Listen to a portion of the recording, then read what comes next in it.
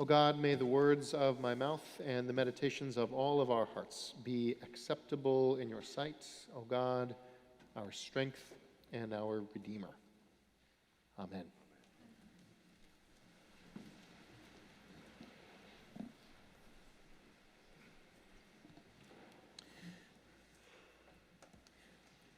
What do we mean when we talk about God? This God we proclaim here at Old South, who we seek to understand and love and serve.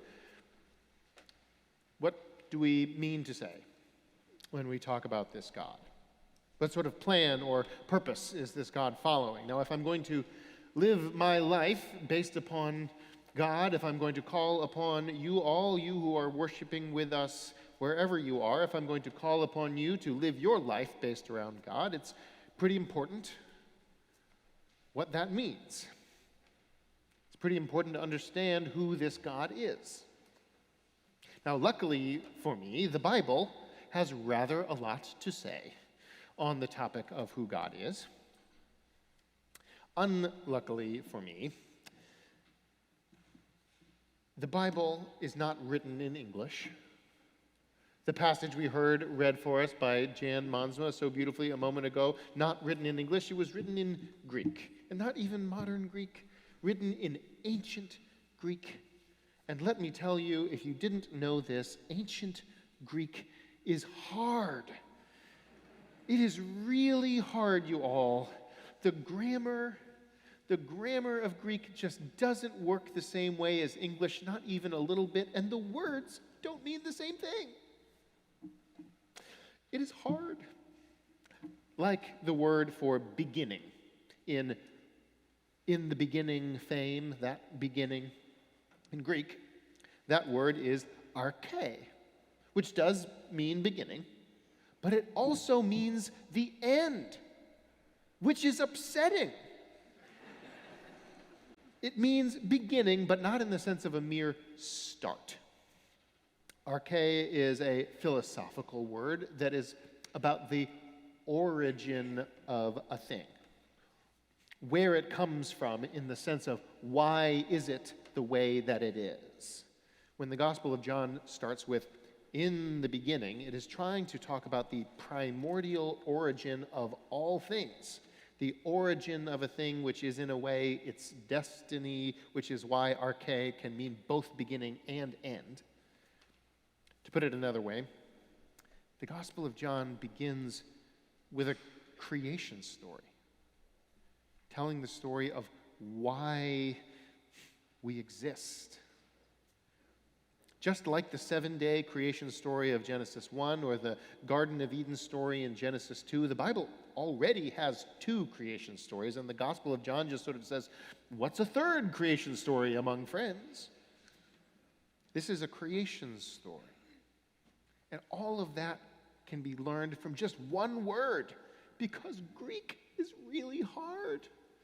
Greek is really hard. So we have this cosmic the beginning, this arche. But what about it? What about this beginning? Well, we read, in the beginning was the Word. And this is sort of a strange image in English. It's a strange image. It seems like we have 2 separate things going on here. We have sort of like a cosmic background, this sort of difficult to define beginning that was before all things. And then, I guess, floating in the middle of it, there is a word. And I don't know if this is a word that's spoken aloud. Am I listening to this? Is it something that I'm looking at and I'm reading? It's hard to get a picture here what's happening in English. But in Greek, it's actually less confusing in Greek, because the word in Greek that is used here, it is logos. And logos, it does mean word. It does. Word and logos, they're the same, in the sense that a sparrow and a cockatiel are the same. They are the same, but one of them is real fancy, and that is logos in this case. It's a philosophical word again, and it means something like the power of reason itself. Logos can also be used in a mathematical sense to talk about the ratio between 2 numbers. It also means the law that governs a thing, the law that it takes the application of reason to figure out. And logos means the expression of that law, the putting into words of that law. In that sense, logos is a word, in that what you are doing is expressing the fundamental law that governs a thing. It's kind of a specific sense of word. There is a logos between an acorn and an oak tree. And logos expresses the law that binds those two things together. The reason, the purpose.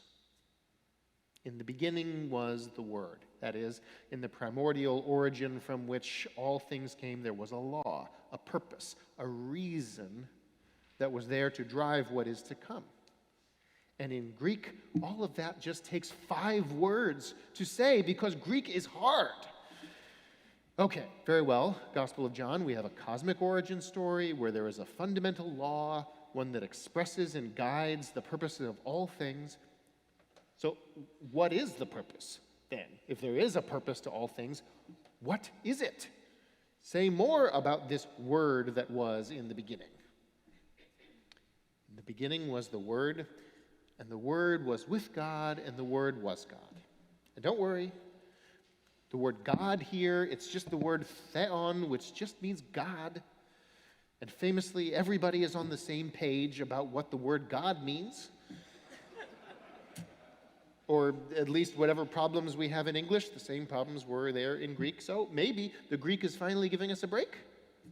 No, it is not. No, it is not. Because the grammar is so, it's not the same grammar as in English. The sentence structure here in Greek it's very interesting. There's an interesting kind of repetition going on where the repeated phrase is reversed in order halfway through. We have these in English as well. So for example, the dog is my best friend, and my best friend is the dog. You say a phrase and then you emphasize it by saying it again, but backwards. That's how the sentence structure here works in the Gospel of John. Trying to pull it directly over into English, it would sound something like this. The Word was with God, and God was the Word. And this doesn't really quite work in English grammatically. You've changed the subject of the sentence halfway through. It gets kind of muddled who is talking about what. It gets confusing. But in Greek, not so. In Greek, it is not a muddle. The translators are correct. The best way to say this in English is just a regular old repetition without turning the phrase around backwards. The Word was with God, and the Word was God. But the grammatical structure here in Greek makes it clear that the Word and God, they are one and the same thing. There is an emphatic unity. There is an emphatic unity that literally cannot be translated into English because Greek is hard. So, that's great. We are one sentence in to the Gospel of John. In the beginning was the Word, and the Word was with God, and the Word was God. So we have a cosmic origin, the beginning of all things. And at that origin, there is a purpose, a reason, a fundamental force driving all things, and that is God. God is driving all things for a purpose from the very beginning, but we still don't really know much about this God. I want to know more about what this God is like. Is this a cosmic monarch who is waiting for tribute? Is this a kind of an aloof clockmaker who has set things whirring and is happy to simply go off to do whatever else it is that God does? What is this God like? What is the purpose that God has been pursuing from the very beginning? If God is the Logos, the reason that has been at work from the arche, then what is the Logos trying to do? If we want to keep following the thread of this Logos, then we need to jump over a bunch of stuff about light and this whole sidebar about John the Baptist, and then we pick back up in verse 14 when the Logos reappears. And the Word became flesh and dwelled among us. This is the Logos returned again. The Word became flesh and dwelled among us. The word for flesh here is sarx. And if logos is fancy, sarx is not fancy. Sarx does mean flesh, but its primary meaning is meat. It is an everyday sort of word, a word at home in the kitchens, a word at home in straightforward questions at the doctor's office. The muscle and skin and sinew and bone and fat of a person, that is sarx, the ordinary, everyday flesh of the body. That is what the Word became, sarx, the ordinary stuff of being alive in all of its mess, in all of its glory. Becoming flesh is what the Logos was doing. The reason behind all of creation, this was the purpose, the beginning, the end, the arche, to become flesh and dwell among us. This was the purpose. That's what the word incarnation means. It's got that little carne right in the middle of it. That is what the incarnation means. God living among us, being one of us. That's plan A. And God doesn't need but one plan. For God to be a person, to dwell with us, to take on this human flesh. This is the reason behind it all, from the beginning. So who is this God we are talking about at Old South? Who we seek to understand and love and serve? Who is this God? What sort of claims are we making about this God?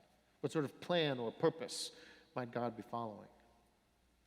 And of course, God is a lot of things. God is beyond my understanding, greater than my scribblings and mumblings, but God is yet still a human being, flesh and blood the way that you are, and that this is no accident. This is no stooping down to deign to be among us for a little bit. This was the reason from the beginning, to be with us. Perhaps it is not really so very hard to understand. Perhaps it does not require quite so much parsing as I have done today. Because we have seen the glory of God. The glory as of the only child of a loving parent filled with grace and truth. It is not hard to understand. And this is the glory of God. Not of a terrifying monarch or an untouchable first principle, unconcerned with our comings and goings. We have seen the glory of God among us. This is the God we proclaim. To become flesh, to dwell among us. That's the plan. It's always been the plan.